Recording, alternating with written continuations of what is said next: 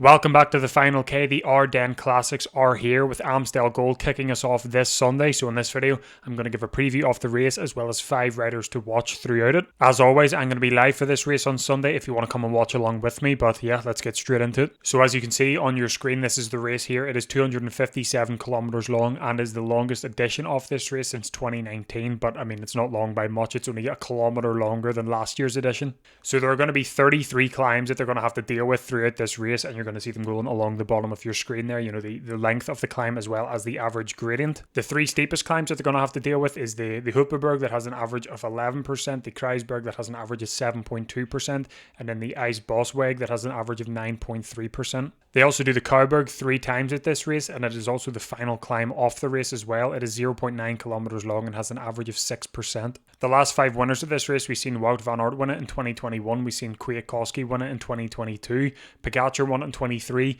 Tom Pidcock won it in 2024, and then Matthias Skjelmose won it in 2025 with a very famous win. But before I get on to my top 5, I just want to say that the start list for this race is stacked as well as the Flèche Wallonne. So the riders that I'm going to mention in this video, the majority of them as well are going to be riding the Flèche Wallonne. So I'm not going to mention them in that. I'm going to have a different top 5 list for the Flèche Wallonne. But these riders are also, riders to watch in that race. But it's just to have a bit of variety and not the same riders over and over again. So the riders in this are also riders to watch in the Flèche Wallonne, and I think vice versa. Maybe some of them in the Flèche Wallonne are also riding Amstel Gold, but they're just riders to watch, I guess, throughout the whole week, pretty much. As you can see there, Skjelmose, the defending champion, so he is going to be returning to this race and defending the race he won last year, which I did mention earlier was a very famous one, as he beat Tadej Pogacar and Remco Evenepoel in a sprint for the win. So I hope he puts on a good show and is able to defend the race well. And we could potentially see him go back to back. We never know, but I hope he is in good form for this race. So the first rider I've got to watch at this year's Amstel Gold race is Mauro Schmidt of Jayco Alula. Now, Mauro Schmidt got 15th at this race last year. However, this season he has been on fire with every single race he has been on. He got 2nd in the GC at the Tour Down Under. He got a top 10 and a podium in the stage. The podium he got the stage in was the only GC stage there was. I think he got 3rd in the stage as well. He got 4th in the Cadel Evans Great Ocean Road race. He also won the Muscat Classic. He got 4th in GC at the Tour of Oman as well as winning a stage. He went to Milano San Remo and ended up finishing in the main group that, Pedersen, there was Pogacar, Pidcock, Wout van Aert, and then Pedersen. There was a massive group that finished with Pedersen. Mauro Schmidt finished in that group, so he did. After the Milano San Remo, he went to the Coppi e Bartali, which was a stage race over in Italy. He ended up winning 1 stage, got 2nd at 3 stages. He won the GC and the points jersey at that race. And then most recently, he went to the .1 NXT Classic in the Netherlands and ended up getting 2nd behind Tibor Del Grosso. So the form he is on at the moment is pretty good. Like, it's not been in, World Tour races that he's got all this good form in, but every single race he's going to, he's performing at, which is what you want to see. I think he is definitely one to watch at this Amstel Gold race. The next rider to watch is Paul Lapierre of Decathlon CMA CGM. Now, he ended up getting 5th at this race last year, which is one of the main reasons I've got him on this year. But this season, he went to the Etoile de Bessèges and got 3 top 5s, including 2 third-place finishes. He also won the Tour des Alpes Maritimes. He got 5th at the Fond du Rhône Classic, and then he also got 14th at Strade Bianche there. He then went to the Tirreno Adriatico to work for Topazlon Andresen and ended up picking up a 10th position in the stage 2, with that gravel climb. So he got 10th in that. And then went to the Milano San Remo, where like Mauro Schmidt finished in that big bunch that Mads Pedersen was a part of and ended up getting 17th. So with him going in as Decathlon's main guy for this race and finishing 5th in the race last year, I could potentially see another top 5 at this race, potentially even 3rd place, because he has been looking pretty good in the one-day races with that 5th at the Fond du Rhône, winning the Tour des Alpes Maritimes as well. So I think a top 5, maybe even a podium. The third rider to watch at this year's Amstel Gold race is Ben Healy. Now, he got 10th at this race last year, but if you compare this season to last season, it hasn't been the best for him. He got 12th at the Strade Bianche, as well as 2 top 10s in the Tirreno Adriatico, which were pretty good, but then he went to the Etsulia Basque Country, where last year he used the Etsulia Basque Country to train for the Ardennes. He went in the breakaway 3 times and ended up picking up a stage win within that. This year, he went to the Etsulia Basque Country, like I said. He went in the breakaway 3 times, but his highest position ended up being 11th. Now, he did say in an interview before stage 2 that he did crash in stage 1 during the time trial.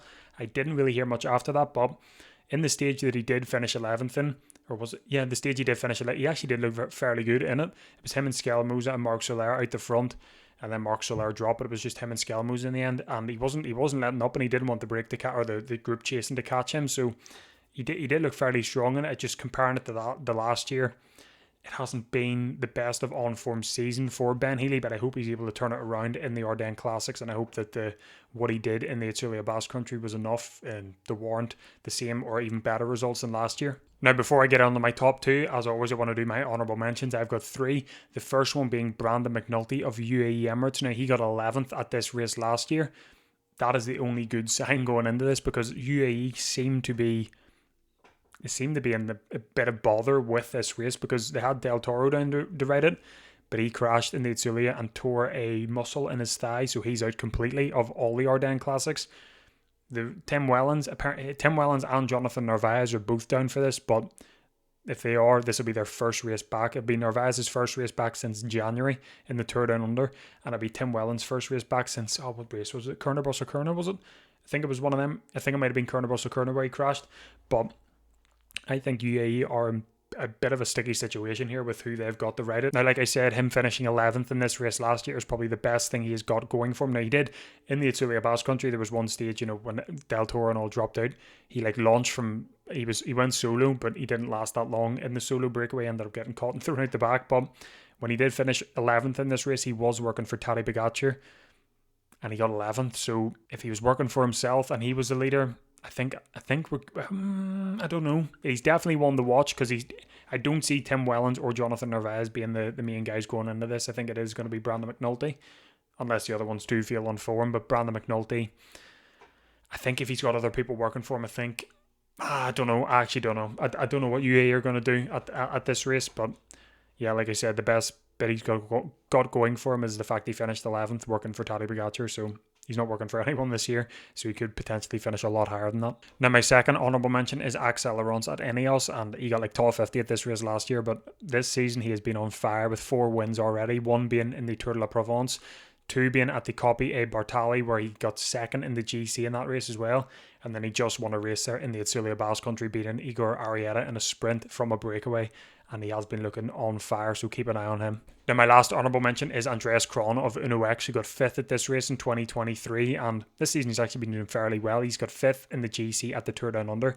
He got 15th in the Cadel Evans Great Ocean Road Race. He then went to the Strade Bianche, getting a top 10 and finishing in 9th. And then after that, he went to the Tirreno and the Azulia to work for Tobias Hallen Johannesson, in which Johannesson did very, very well in. So yeah, like I said, just another one to keep an eye on. Now, on to my top 2, number 2 being Roman Gregoire of Groupama FDJ United. Now, he got 12th at this race 2 years ago and got 7th as well last year. So yeah, you're probably sick of me speaking about him at this point, but I haven't spoke about his most recent races in Flanders and Dwars d'Or, but just quickly, I will give you a brief rundown of his season. He got 1st in the Flandre Classic, he then went to the Trofeo, which he finished 2nd in, then got 4th in the Strade Bianche, and then got 18th at the Milano San Remo. Now, on the Dwars d'Or and the Tour of Flanders, in the Dwars d'Or, he ended up doing what I predicted him to do, and he set out for an attack, except he set out for an attack far too early. Him and Nicholas Larsson of the Unibet Rouge Rockets both attacked in that race, and actually went clear for quite some time, and then Wout van Aert bridged to them, and then they ended up both dropping off. But Roman Gregoire looked really, really good in that race, and he did do another breakaway. Like I thought,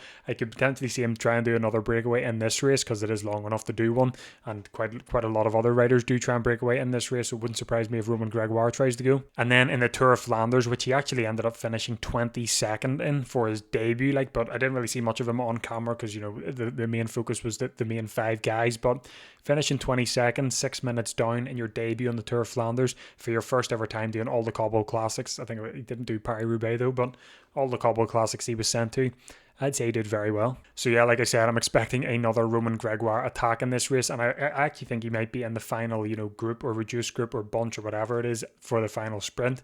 I think he'll be involved in it. And then the final rider to watch on my list, which I'm sure you could probably guess by now, is Remco Evenepoel of Red Bull Bora Hansgrohe. Now, he got 3rd on his debut at this race last year, which was very good for his debut, obviously losing out to Matej Skelmose. But this season, he's already had 7 wins, all coming at the end of January and the start of February, with his last win being in the UAE Tour, the individual time trial, which he did get 10th in GC in the end after a very questionable cramp. After that, he went to the Volta Catalunya, where he looked very good in. the stage 1 had a brilliant sprint battle with Dorian Gudon and ended up finishing second in the end. And then stage 3 happened where he went on the attack on the flat with Jonas Vingegaard, the only one able to follow. And then, we all know what happened. 500 meters from the line before a roundabout, he hits a pothole and goes down. He hit it a queer whack though, but he goes down on stage 3. And then the two main mountain stages in that race, it was the La Molina and the Queralt.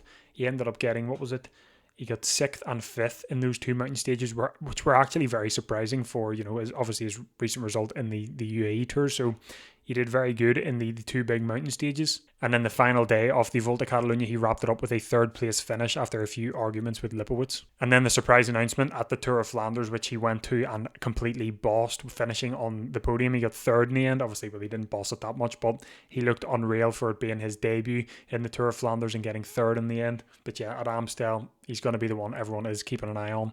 And he's going to be my number 1 rider to watch at this year's Amstel Gold Race. Now, as for my prediction for this race, I have been thinking about it, but I am going to have to go with Remco Evenepoel to win this. I think with his attacks that he did in the Volta Catalunya from far out, I think he will do that and no one will be able to hold the wheel.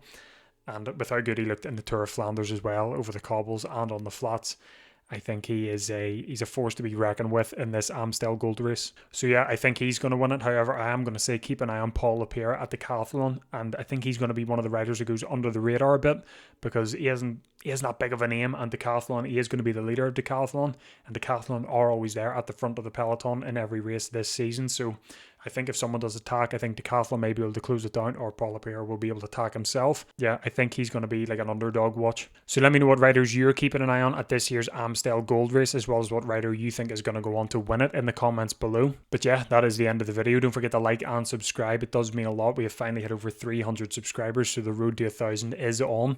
And the support in that Paris-Roubaix live stream was unreal as well, so it does mean a lot. Don't forget, like I said at the start of the video, I am going to be live for this race on Sunday as well, so if you do want to come and watch along, by all means join me. Thanks for watching The Final K, and all the best.